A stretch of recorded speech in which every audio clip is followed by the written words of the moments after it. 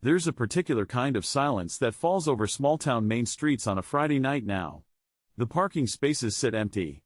The drive-in that used to glow like a beacon at the edge of town is long gone, replaced by a strip mall or a self-storage facility. And if you ask anyone under 30 what cruising even means, you're likely to get a blank stare. But for nearly 4 decades, from the 1950s through the late 1980s, cruising Main Street wasn't just something teenagers did on a Friday night. It was a ritual. It was identity. It was, for millions of American kids, the closest thing they had to freedom. So what happened? How did an entire cultural institution, one that defined youth in America for 2 generations, simply vanish? The answer isn't as simple as kids got smartphones. The death of cruising is a story about cars, about gas prices, about shopping malls, about liability lawsuits, and about the slow, quiet disappearance of small-town commercial life itself. It's a story worth telling slowly, because it says as much about who we were as it does about who we've become. Let's start at the beginning, because to understand why cruising ended, you first have to understand why it began. In the years after World War II, America fell in love with the automobile in a way it never quite had before.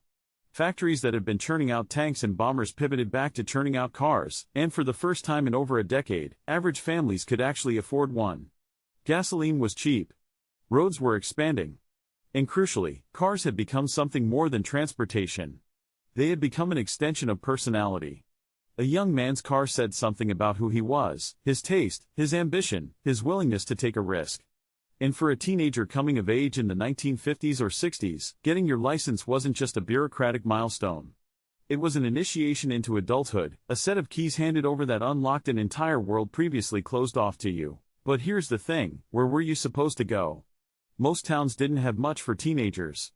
There was school, there was home, and there was everything in between.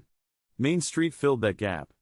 Every town, big or small, had one, a central strip line with the drugstore, the five and dime, maybe a movie theater, and almost certainly a drive-in restaurant with carhops on roller skates delivering burgers and milkshakes to cars idling in the lot.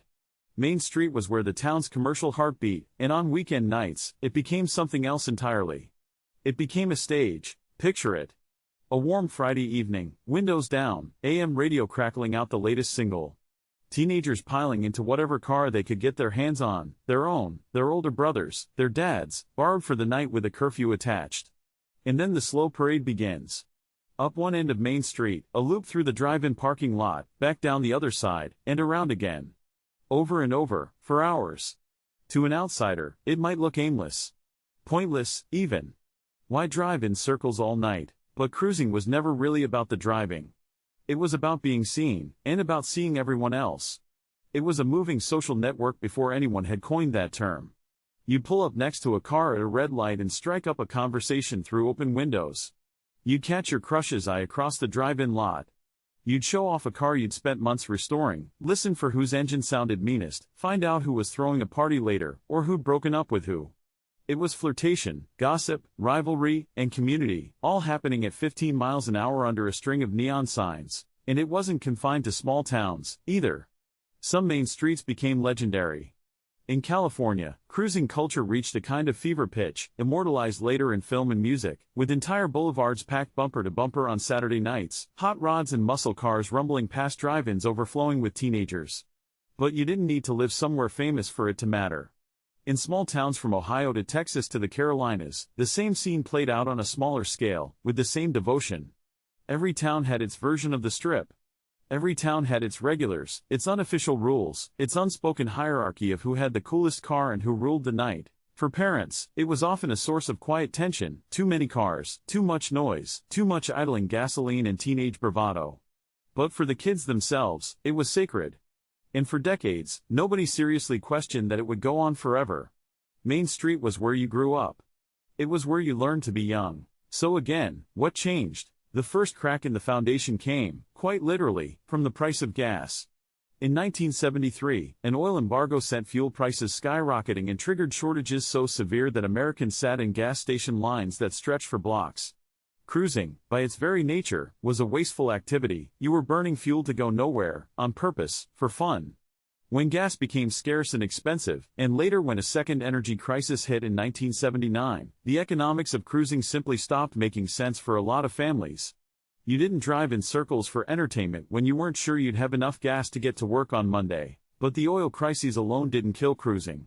What they did was mark the beginning of the end, the first sign that this culture, which had seemed so permanent, was actually fragile, dependent on a set of economic conditions that couldn't last forever. The second and perhaps more decisive blow came from somewhere less obvious, the shopping mall. Through the 1970s and into the 1980s, enclosed malls began sprouting up on the edges of American towns and cities at a staggering pace. And these weren't just retail centers. They were, in a very real sense, competitors for the exact same role that Main Street had always played. Malls were climate-controlled, safe from weather, open late, and full of exactly the kind of loitering-friendly spaces teenagers craved: food courts, arcades, movie theaters, benches to sit and watch the crowd go by. Teenagers didn't need a car to hang out at the mall. They just needed a ride, or a bike, or a bus pass. The mall offered everything cruising offered: visibility, socializing, a place to be seen, without the gas money, without needing a license, and without a curfew-bound parent's worry every time the car pulled out of the driveway. Slowly, the center of teenage social gravity shifted away from Main Street and toward the mall parking lot and its climate-controlled interior. Downtown business districts, already struggling to compete with mall retailers on price and convenience, began to hollow out. The very drugstores and diners and five and dimes that had anchored the cruising strip started closing their doors, unable to compete. And when the businesses along Main Street closed, the street itself lost its reason for being a destination at all. You can't cruise past storefronts that are boarded up. There's nothing to see, no one to be seen by. Then came a third, quieter but equally powerful force: liability. As cruising culture aged into its second and third decades, towns started to see it less as harmless youthful tradition and more as a nuisance and a legal risk. Noise complaints piled up. Traffic congestion became a real headache for residents trying to get around on a Friday night. And as insurance and liability concerns grew sharper in American civic life through the 1980s, city councils across the country began passing anti-cruising ordinances, laws that made it illegal to drive past the same checkpoint more than a couple of times within a certain window. Police started ticketing repeat cruisers. Barricades went up. What had once been tolerated, even quietly embraced by a town proud of its lively Main Street, was now treated as a problem to be solved. It's worth sitting with that shift for a moment, because it says something larger about how American towns changed their relationship to public space. Cruising required a certain civic generosity, a willingness to let teenagers occupy the town's central street, night after night, simply because that's where kids had always gathered. As towns grew more cautious, more litigious, more concerned with control and liability, that generosity started to evaporate. The street stopped belonging to everyone and started belonging, functionally, to traffic engineers and code enforcement. And there's a fourth thread here too, one that's easy to overlook: the drive-in restaurant itself began to disappear. The classic carhop drive-in, the kind with trays that hooked onto rolled-down windows, the roller skating servers, the neon marquee, started losing ground to a new format entirely: the drive-thru window. Fast food chains realized customers didn't need to park at all.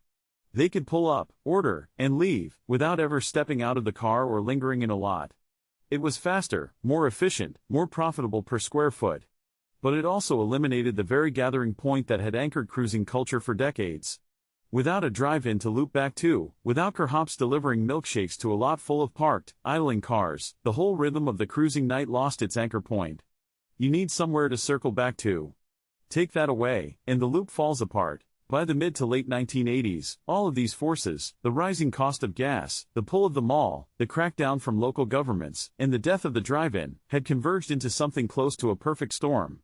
Add to that the simple demographic reality that television, home video, and eventually video games were giving teenagers new ways to spend their evenings that didn't require a car, a tank of gas, or braving whatever ordinance the town council had just passed. Entertainment was moving indoors, and staying there. There were, of course, pockets of resistance. Certain towns clung to their cruising traditions well into the 1990s, and a handful of famous strips became so identified with the culture that they persisted almost as tourist attractions, kept alive by nostalgia as much as by teenage enthusiasm. But as a widespread, universal ritual of American teenage life, cruising was, by the 1990s, essentially over. What had once been an unquestioned rite of passage became, within the span of about 15 years, a relic, something older siblings and parents talked about wistfully, something teenagers themselves could barely picture. What's striking, looking back, is how completely this piece of American life vanished without much of a formal send-off. There was no last cruise night, no final lap down Main Street with the whole town watching. It just quietly stopped happening, town by town, as the conditions that had made it possible fell away one by one. The gas got too expensive. The mall got too comfortable. The city council got too nervous. The drive-in got torn down for a bank branch.